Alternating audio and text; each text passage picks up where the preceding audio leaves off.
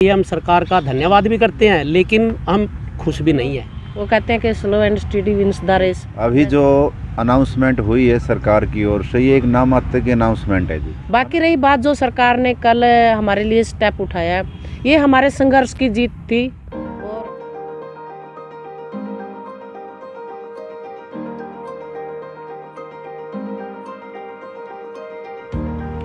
नमस्कार, इस समय हम मौजूद हैं लघु सचिवालय में, जहां पिछले लगभग 6 महीने से पीटीआई रोज़गार के लिए धरना दे रहे थे।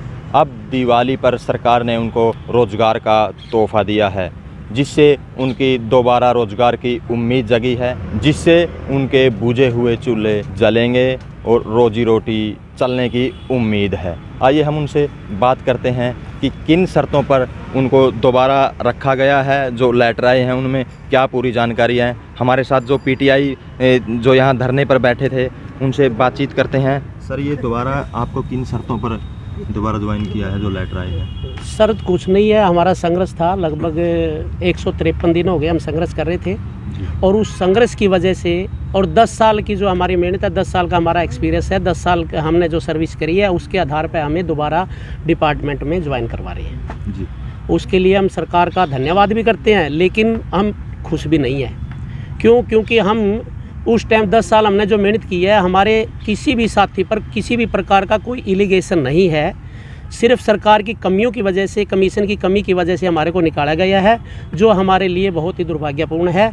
और 10 साल की अभी तक इतिहास में, हरियाणा के इतिहास में 1 नवंबर 1966 से लेकर के आज तक कोई भी कर्मचारी बाहर नहीं निकाला गया है। 10 साल की मेहनत के बाद हमारे को बाहर निकाला गया है, और हमारी 10 साल की मेहनत को देखते हुए दोबारा सीएम साहब ने हमें रखा है।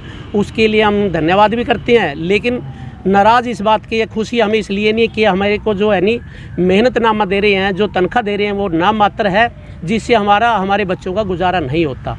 जो आप हमें ये पे दे रही हैं, जो मेहनतनामा दे रही हैं, उससे हमारी एमआई भी नहीं भर सकते। हम बच्चों का पालन पोषण कैसे करेंगे?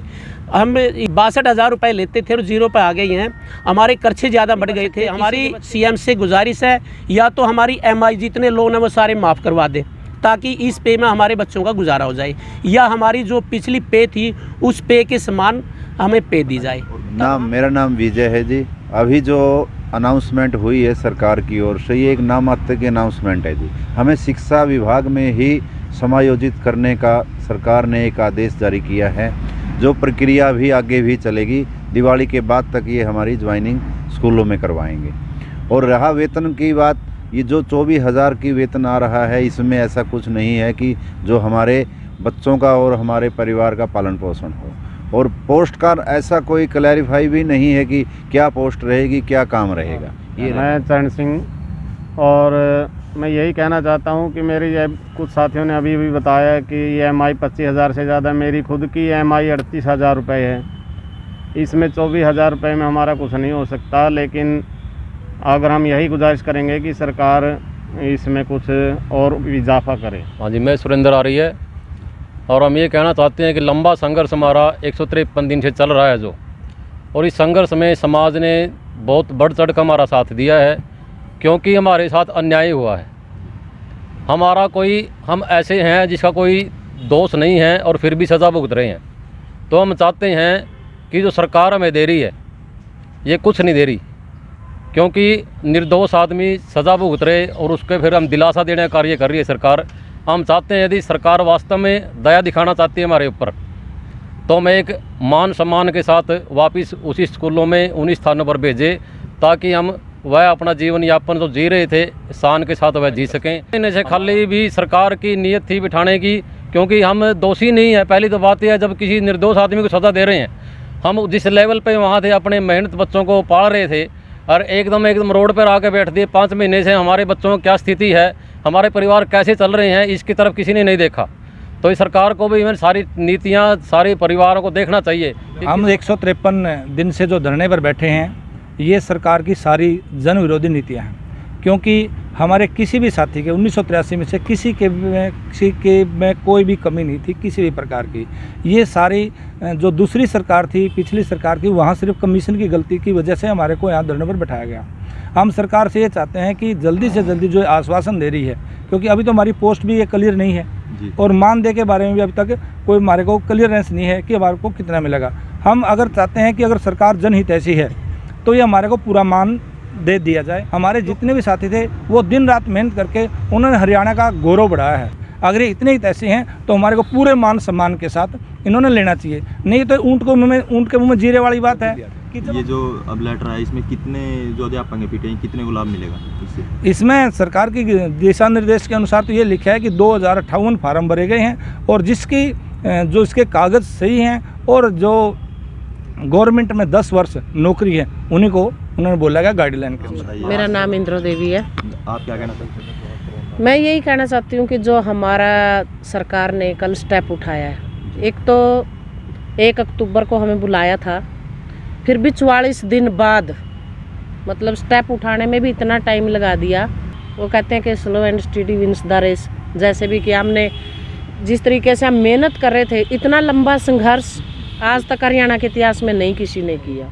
बाकी रही बात जो सरकार ने कल हमारे लिए स्टेप उठाया, ये हमारे संघर्ष की जीत थी और चलो सरकार की नीयत भी हमारे प्रति अच्छी हुई, थोड़ी सी सोच हमारे साथ आई है सरकार।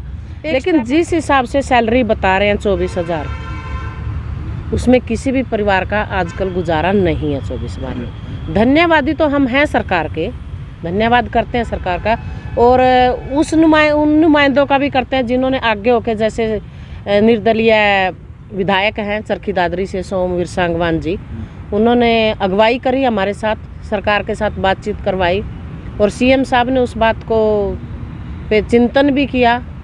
चिंतन करके चलो एक स्टेप आगे बढ़े हैं। हाँ, उम्मीद है सरकार से हमारी यही विनती है सीएम साहब से कि इन परिवारों की ओर देखें, ठीक है ना। अगर राजा ने हमारे बारे में थोड़ा सा सोचा, राजा ही कहेंगे हम तो सीएम साहब को आज की डेट में, उन्होंने हमारे बारे में जितना सोचा है और 2 कदम बढ़ाएं। लेकिन अगर हम हमारे संघर्ष की बात करें तो हमारा संघर्ष, वैसे तो बहुत सारे लोगों ने पेपर दिए हैं, दोबारा से वो ज्वाइन भी कर गए हैं, लेकिन हमारा जो पेपर ना देने का एक मेन कारण था वो था जो हमारे साथी आज इस दुनिया में नहीं है। हमारे 39 साथी थे जो पहले इस दुनिया से चले गए थे। 4 साथी अब इस संघर्ष के दौरान हमारे इस दुनिया को छोड़ के चले गए हैं, और एक हमारे साथी की बिटिया भी थी जिसने अपने घर की जो आर्थिक तंगी थी, उस तंगी के कारण उसने सुसाइड कर लिया था। तो हम सरकार से यही रिक्वेस्ट करते हैं, बार बार यही प्रार्थना करते हैं कि जो हमारे साथी आज इस दुनिया में नहीं हैं, उनकी जो आर्थिक सहायता बंद कर दी है, उनकी आर्थिक सहायता दोबारा से शुरू की जाए।